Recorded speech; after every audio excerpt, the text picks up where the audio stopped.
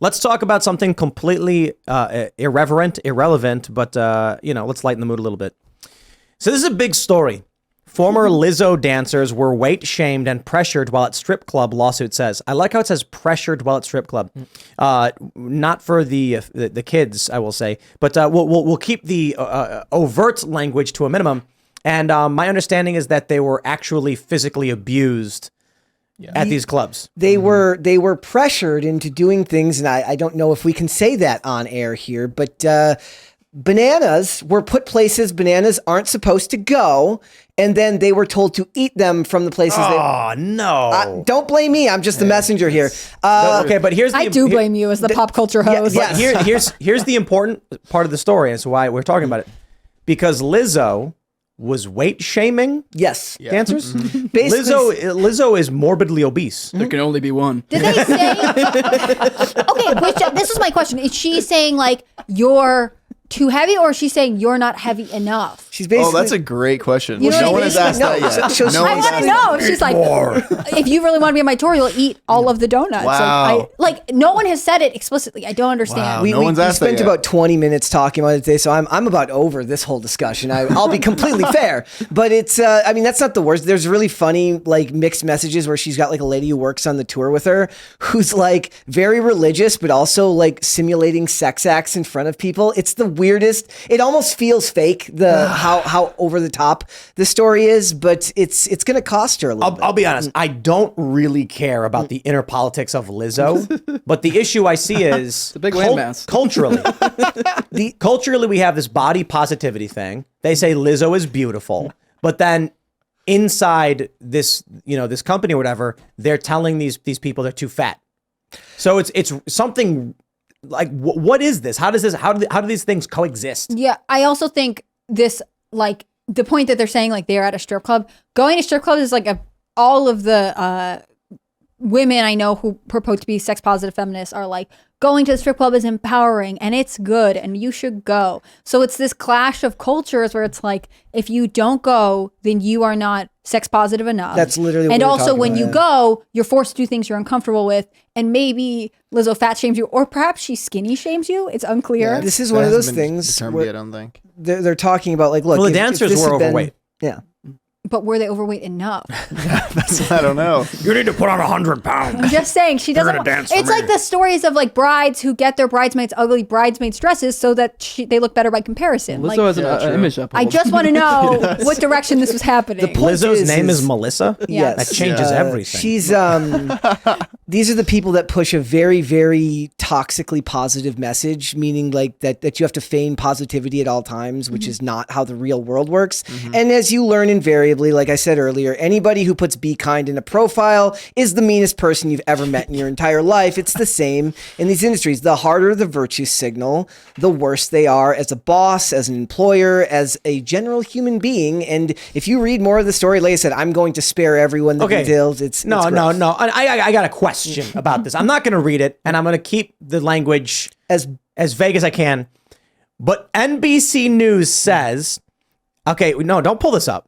Get out of there. All right. NBC News says cast members took turns catching objects launched from certain areas of the body. Yes. How do you launch those things?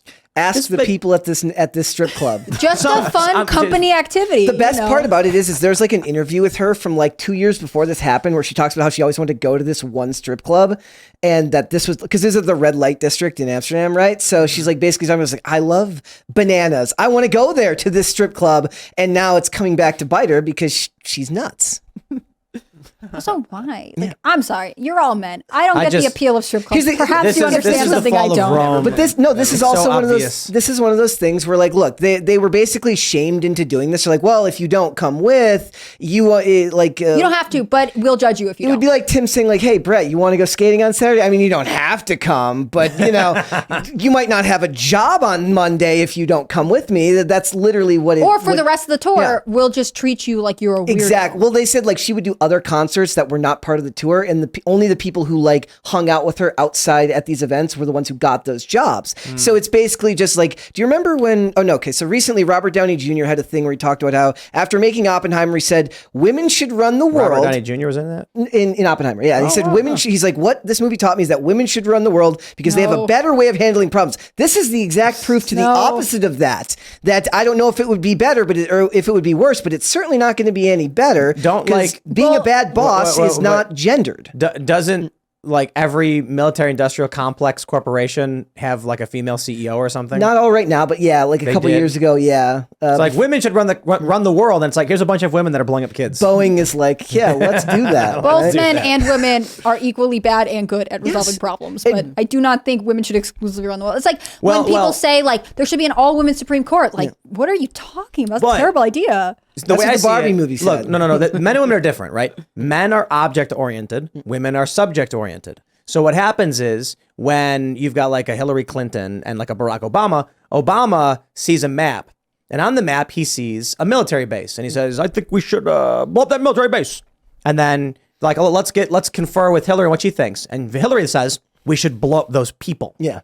So, you see what I'm saying? Like, Obama is targeting some object of some merit, and Hillary is like, I hate them, blow them up. So you're saying women are evil is what you're saying. At least she's being they're both evil. At least she's being honest about what's going to happen. What it is, it really is, it shines a light on the toxic positivity that this is what Hollywood and all of these industries push, is like, it's an unrealistic expectation of how human beings interact. And invariably, just like men behind the scenes, a bad tour manager, a bad boss, a bad celebrity is not restricted to one gender or one type of person, but very often it is true that the people who feign the most kind of heart, or who pretend to be the most good of heart or good of virtue, end up being the worst type of people. And I don't think that has anything to do with a weight, a sexuality, or a gender. Yeah, you did bring up a good point before we started, that this was essentially a inverse of the casting couch in a sense, and in multiple ways, I think. But it is funny how that literally is the casting couch situation, but in a different setting. And so in this setting, maybe the illusion is supposed to be somewhat okay with it. I actually don't even know if it should be necessarily legal, but she should be shamed like she's being shamed. I just want to give hazing. I want to give a shout out to the Babylon Bee for like the best response to this, with an article they titled 3 dancers sue Lizzo alleging she ate them and their entire families. Joey B. Toon said, good luck to convincing that judge that Lizzo shared food. That's so funny. That's a good one. Yeah. It's just it is just a microcosm of just how awful it's okay is. to make fun of her though, because she's apparently some kind of rapist, so she's just a very bad person. The rest of the stories, the stuff with the manager who was also making everyone uncomfortable, and the threats to people's job, keeping people working for like 12 hours at a time after a concert and saying you're going to lose your job if you don't do that. A lady who worked for her urinated on herself because she was afraid to go backstage and go to the bathroom because she felt she'd lose her job. That's the type of thing you'd hear of a guy would be the one who's such a hard boss that I felt like I couldn't leave. Otherwise, I would end up having to. Female bosses are just as whack as male bosses. I don't know what to tell you. Well, you and I know that. The average person these days. It's just almost worse because it's like emotional manipulation. Yeah. But my favorite is the data showing that men and women equally don't hire women at the same rates. So these women are like, women should be in charge, and then things would change, and it's like the women who are in charge, like, I'd rather have a guy. The women enforcing the patriarchy. There was also talk that there was racialized elements to this too, like that the black dancers were treated different than the dancers of color. There are no white dancers, but dancers of color. No white dancers, not racist though. No, but the point is that they're saying that certain ones were treated differently, and it all kind of falls together. It's like, it's Hollywood. They deserve each other. Let them fight.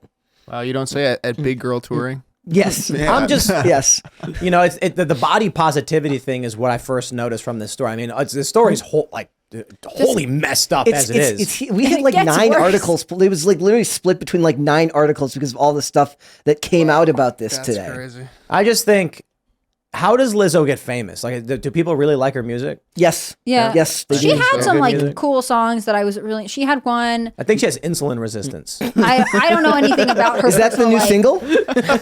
I know that she released. That would be really Lizzo, funny. I have insulin resistance. Well, it's gonna be I wasn't like trying to be funny. I was being serious. I think because she's on stage and she's working like dancing and No, stuff. that's the point. She's talking about like the other dancers can't keep up with her because she's like actually in better shape than them. Right, and the reason she doesn't lose weight is because she has insulin resistance, probably from like a very poor American, high sugar diet. Anything. Yeah, I wish her feel the best. I hope like she can if she figure that one out. comes out with I have insulin resistance, it reminds me of like Kevin Costner being like, I'm yes, writing that maybe song. stuff happened, but I'm choosing to live as a gay man. And that No, was, that like, was the Kevin end of it. Spacey. Kevin Spacey, thank you. I he's can't remember any actor's name. Sure, I was accused of that, but And if I'm I gay. did, it's a drunken mistake. By the way, some news about me. He I saw. he didn't get convicted in the London. UK. Yep. They let him off. No, but I Wild. mean, the thing is, like, Lizzo had some like I don't remember which one, the one about like being broken up with. She wrote some song and it was like not a hit, and she was like, I'm gonna if this isn't a hit, then I don't know. Like, she really does understand pop music in a way. It's just that everything about her since she's gotten famous has become like about the body positivity movement, about accept me the way I am, about actually praise me the way I am. And I think that's the problem. Like, it's not like, I don't know, like Adele used to be really heavy and she sang some fun music and she was a pop star and it was a good time. She got I'm gonna- backlash I'm- when she got so- skinny. Then she went alt right. I'm gonna write. I'm That's gonna write true. this song. What kind of song should it be? Should it be like a acoustic folk, or should it Called insulin resistance. Yes. Yes. Let's Ska, go. acoustic folk, like heartfelt and like ballad. downbeat, Yeah. A Definitely ballad. heartfelt. That's for sure. heartfelt,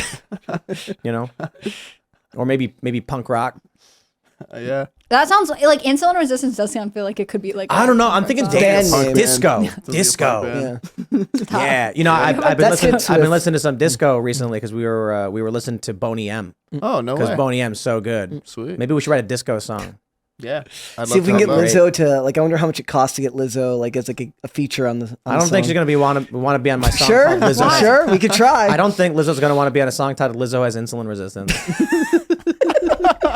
Well, it could just be called insulin resistance. This has to be called Lizzo has Nah, insulin it's gonna resistance. be called "Lizzo Has Insulin Resistance." So and it's not meant to be mean. I want to make that very clear.